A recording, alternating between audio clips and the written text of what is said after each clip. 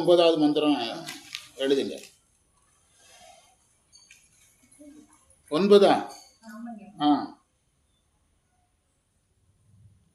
அதாவது ஐயாற்று தலைவன் பூதகணங்களை உடையவர்.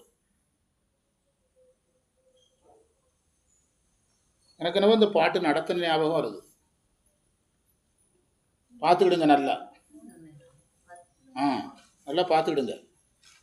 திருநீறு அணிந்தவர், பண்ணோடு பாட வைத்தவர். நடத்தலை, சரி விட்டுருங்க, பரவாயில்ல, வேற எங்கேயாவது நடத்தினாங்க. பண்ணோடு பாட வைத்தவர், பன்னிசைக்கு சிறப்பு தந்தவர்,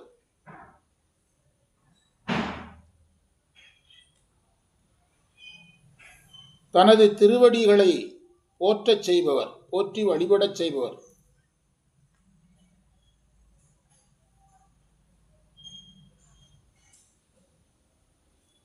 அவரே ஆதியானவர், அவரே அந்தமானவர்.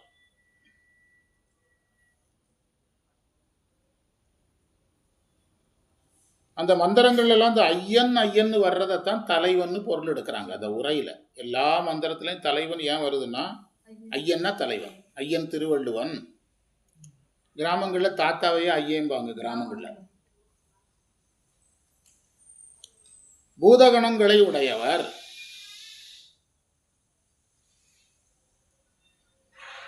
புராண படங்கள்லாம் பார்த்தா கைலை காட்சி பார்க்கும்போது நிறைய பூதகணங்கள்லாம் இருப்பாங்க. அதெல்லாம் அவைகளெல்லாம் அந்த வீடு பேறு பெறுவதற்குரிய முந்தைய நிலை.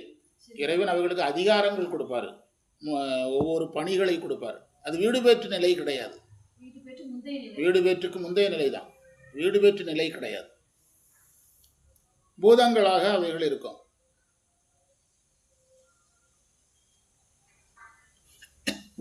திருநீறு அணிந்தவர் என்பது இங்கு இறைவனை குருவாக காட்டுவது.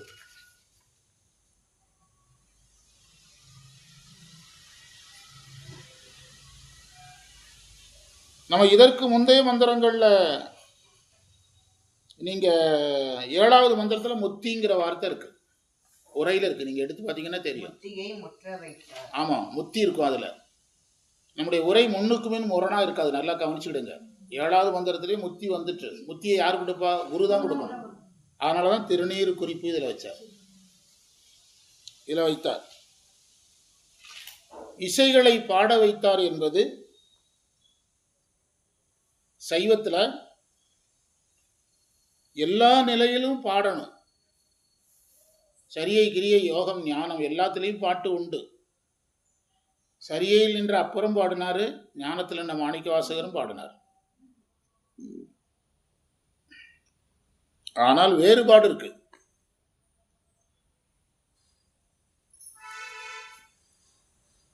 வேறுபாடுகள் நிறைய இருக்குது. சரியையில் பாடுகிற போது நிலை வேறு, பக்குவ நிலை வேறு. கிரியையில் கிரியையில் இப்போ நீங்கள் வேள்வி செய்கிறவங்க தேவாரம் பாடுறாங்க, ஏன்னா உரிய அழுதா அங்கே பாட முடியும். வேள்வி செய்யும்போது உரிய எழுதிட்டு இருந்தால் வேள்வி எப்போ முடிக்கிறது? அப்போ அங்கே உணர்தல் கொஞ்சம் குறைவாக இருக்குது. எங்கே அவங்கள பொறுத்த அளவில் அந்த வேள்வி முடியணும், 1 மணி நேரத்துக்குள்ளே இத்தனை பதியும் பாடணும். நேரம் இல்லைன்னா சில பதியங்களை கட் பண்ணிடுவாங்க. சில பதியங்களை நவகிரகங்கள் சார்ந்த பதியங்கள் நிறையானு செலக்ட் பண்ணி கட் பண்ணிடுவாங்க. அங்கே நிலை வேறு. ஒரு யோக மார்க்கி யோகம் செய்கிறதுக்கு முந்தி கொஞ்சம் பாடணும், பாடிதான் யோகத்துக்கு போகணும். யோகம் செய்கிறதுக்கு முந்தி கொஞ்ச நேரம் மெதுவாக பாடி 5 எழுத்தெல்லாம் சொல்லிட்டு தான் யோகத்துக்கு போகணும். எடுத்தோடனே யோகத்துக்கு போகக்கூடாது. காலையில் எந்திரிச்சு கோயில் போய் சாமி கும்பிட்டுட்டு சரியை ஒரு முடிஞ்சிருதா, பிறகு ஏதோ ஒரு சிவபூஜை பண்ணி கிரியை சிவபூஜை பண்ணுற முந்தி பாடணுமல்ல, அதுக்கு பிறகு தான் யோகத்துக்கு போகணும். எடுத்தோடனே எதுக்கு போகக்கூடாது. அப்போ யோகிக்கும் பாட்டு உண்டு, ஞானிகளுக்கு பாட்டு உண்டுங்கிறது தான். மாணிக்க வாசகரே திருநாவுக்கரசர் எல்லாருமே ஞானிகள் தான். நமக்காக அவர்கள் தங்களை இப்படி காட்டி கொண்டார்கள். சரியவாதி, கிரியவாதி, யோகவாதின்னு ஞானத்திலே நின்று கொண்டு காட்டி கொண்டார்கள். எல்லாருமே ஒரே கிரேடு தான். நமக்காக அவர்கள் அப்படி காட்டி கொண்டார்கள். மாணிக்க வாசகர் அவர் பாடுகிற நிலை வேற. மாணிக்க வாசகர் பாடுற இடத்துல சரியைவாதிங்கிறவர் கோயில்களை பேண்டுறது அடிப்படையாக இருக்கணும். ஊர்த்தொகை அவங்க பாடின ஏன் மாணிக்கவாசகர் பாடலை? ஊர்த்தொகை எல்லா ஊரையும் தொகுத்து சொல்கிறாங்கல்ல, ஞானசம்பந்தர் திருநாவுக்கரசர்லாம் சொல்கிறாங்கல்ல, யார் சொல்லலை? ஏன் சொல்லலை? அந்த கேள்விக்கு இது வரைக்கும் யாராவது நம்ம தான் கேட்டிருக்கோம் முதல்ல. ஏன் சொல்லலை அப்படின்னா, அவங்க சமய காப்பாளர்கள், சமயத்தை நிர்மாணம் செய்பவர்கள், ஃபவுண்டர்ஸ்ன்னு சொல்கிறோம்ல, என்னது பில்டர்ஸ் அல்லது ஃபவுண்டர்ஸ். அடித்தளம் விடுறாங்க, கட்டுறாங்க, சமயத்தை கட்டமைக்கிறாங்க. நேஷனல் பில்டர்ஸ்ன்னு சொல்கிறாங்கல்ல, அதே மாதிரி இது சைவத்தை கட்டமைக்கிறாங்க. அது மாணிக்கவாசகரும் கோயில் கட்டுறாரு. ஆனால் இவங்க அளவுக்கு கோயிலாக என்ன செய்யலை, போகலை. இவங்க அளவுக்கு இவர் யாத்திரை போன பட்டியல் திருவாசகம் முழுவதும் எத்தனை தலம் பார்த்தா மிக குறைவாக தான் இருக்கும், மிக குறைவு தான். நீங்கள் திருப்பெருந்துறை, திருவண்ணாமலை சில கோயில் தான், திருக்கழுக்குன்றி சில கோயில் தான் அவர் சொல்கிறார், சீகாழி சில ஊர் தான் சொல்கிறாரு. அப்போ அந்த கோயில் கட்டமைப்பு, சமய கட்டமைப்புக்குள்ளே அவங்க போக மாட்டாங்க. முழுவதும் ஆன்மா சார்ந்தது. அவங்கெல்லாம் கோயிலும் ஆன்மாவும் சார்ந்தவங்க, இவர் முழுவதும் ஆன்மா சார்ந்தது. இறைவனை குருவா பார்த்த பிறகுதான் கோயிலை கட்டுறாரு. யாரு? ஆமாம். ஆனால் அந்த வரலாறு இவங்க 3 பேருக்குமே இல்லை. திருநாவுக்கரசுக்கோ திருஞான சம்பந்தருக்கோ சுந்தரருக்கோ இறைவனை குருவாக பார்த்த பிறகு கோயில் கட்டிய வரலாறு கிடையாது. மாணிக்கவாசகருடைய இது முற்றிலும் அவர் இறைவனுக்கு பேர் ஆத்மநாதர் தானே. இறைவனுக்கு என்ன பேரு? ஆத்மநாதர் தானே, ஆன்மா சம்பந்தப்பட்டது. அப்போ நீங்கள் சரியிலையும் பாடுறீங்க, கிரியில பாடுறீங்க, யோகத்தில் பாடுறீங்க, ஞானத்தில் பாடுறீங்க. அதிகமாக உணரப்படுவது எப்போ தான்? ஞானத்தில் தான். நீங்கள் சரியில் உணர்ந்து பாட வேண்டிய கட்டாயம் கிடையாது. நீங்கள் உங்களுக்கு தேவாரம் தெரியும், உங்களுடைய மார்க்கம் சரியைனா நீ பாடுனா போதும். நீ பாடி யாரும் அழ வேண்டியதில்லை, நீ அழாமல் இருந்தால் சரி. நீ பாடின கொடுமையில் எவனும் அழாமல் இருந்தால் சரி. கிரியையில் யாரும் அழ வேண்டியதில்லை, யாரும் உணர வேண்டியதில்லை. மந்திரமாக சொன்னால் சரி. அவங்களே பன்னிசை அதிகமாக எடுக்க மாட்டாங்க கிரியைவாதிகள்.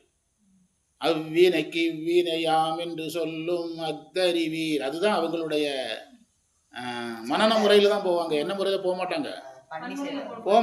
ஏன்னா போனால் என்ன பண்ண முடியாது. அப்போ அவங்களுக்கு இசையில் வேற ஒரு விதிவிலக்கு இருக்கு. யோகிக்கு பாட்டே கிடையாது. அவன் யோகம் பண்ணுறதுக்கு முந்தைய என்ன பண்ணணும்? பாடணும். யோகத்துக்கு போனவர் எப்படி பாடுவான்? கிடையாது. ஞானமார்க்கு ஆன்மாவை உணர்வதற்கு பாடணும். தந்தது உன் தன்னை, கொண்டது என் தன்னை, எல்லாம் எது சம்பந்தமா இருக்குது? ஆன்மாவை இறைவன் தானே. தந்தது உன் தன்னை, யாருக்கு தந்தது? எனக்கு தந்தது. அப்போ அங்கே ஆன்மா வந்துடுது. தந்தது உன் தன்னை, கொண்டது என் தன்னை, சங்கரா ஆறுகளோ சதுரர், அந்த ஒன்றில்லா ஆனந்தம் பெற்றுன்னு யாருக்கிட்ட? இறைவன்கிட்ட. இறைவன் வந்துறாரு. அந்த ஒன்றில்லா யாது நீ பெற்றது ஒன்று என்பால் ஆன்மா வருது. சிந்தையே கோயில் கொண்டையம் பெருமான் ஆன்மா வருது. திருப்பெருந்துறை உரை சிவனே கோயில் வருது. கோயிலும் அதில் சேர்த்துக்கிட்டாரு. எந்தையே ஈசா உடலிடம் கொண்டாய், கோயிலிடம் கொண்டாய்ன்னு சொல்லலை. என்ன சொல்றாரு பார்த்தீங்களா? அவங்களுக்கு ஆன்மா தான். யான் இதற்கு, அங்கே யான் இதற்கு இதனோர் கைமாறு. ஞான நூல்கள் எல்லாமே எது சம்பந்தப்பட்டது? ஆன்மா சம்பந்தப்பட்டது. 14 சாத்திரத்தில் கோயில் சம்பந்தமான செய்தி ரொம்ப குறைவாக தான் இருக்கும். 12ஆம் நூற்பாவில் கோயிலுக்கு போன்னு இருக்கும், அவ்வளோதான். வேற எங்கேயுமே இது இருக்காது, கோயில் இருக்காது. ஏன்னா சாஸ்திரத்துக்கு வேலை அவனுக்கு ஞானத்தை கொடுக்கிறது. அதனால் இங்கே திருநீற்றை வைத்து இறைவனை காட்டினார், பாட வச்சார், பாட்டுக்கு சிறப்பிடம் கொடுத்தார். ஏன் சிறப்பிடம் கொடுத்தாங்கன்னா, சரியை வளர்க்கவும் கிரியை வளர்க்கவும் யோகம் வளர்க்கவும் நாளுக்குமே என்ன வேணும்? பாட்டு வேணும். ஞானசம்பந்தரும் திருநாவுக்கரசரும் சைவ சமயத்தை கட்டமைக்கும் போது இசையை வச்சு தான் கட்டமைச்சாங்க. இசையை வைத்து தான் கட்டமைத்தாங்க. அந்த பாடுனா இந்த கூட்டம் நம்ம கூட சேர்ந்து என்ன செய்யும்? பாடும்னு இசையை வச்சு கட்டமைத்தாங்க. அடியவர்கள் தன்னை முன்னின்று போற்றி வழிபடும் போது வழிபட வைக்கிறாரு. அவரே அந்தமும் ஆதியுமாய் இருக்கிறார். சிவஞான போதம் 1ஆம் நூற்பா, அந்தம் ஆதி என்மனார் புலவர். அந்த பாட்டையே நம்ம திரும்ப ஒரு தடவை படிக்கலாம். அதில் நிறைய செய்தி இருக்குது, திரும்ப ஒரு தடவை படிக்கலாம். இந்த அளவில் நிறைவு செய்வோம். கிடைத்தவை பொறுக்கை எல்லாம் பெரியவர் கடமை போற்றி இன்று நமக்கு கிடைத்த அனைத்து சிறப்புகளை என்னுடைய குருநாதர் சம்பந்த சரணாலயடிகள் திருவடிகளில் எண்ணமலர்களாக சமர்ப்பித்து எதியமை பணிகொடும் ஆறுது கேட்போம். எம்பெருமான் வெள்ளி எழுந்தருளாய் நாளை பணி நோக்கி செல்வோம். சிவாய் நம சிவாய். இந்த பதிஞ்சவங்க 2 பேரும் இவங்க சசிரேகாவை கூப்பிட்டு அனுப்பி விட்ருங்க. மகன் ஏதோ கல்லூரியிலேருந்து வந்திருக்கிறான், வெளியூர் போகிறான்ட்டு வரலன்னாங்க.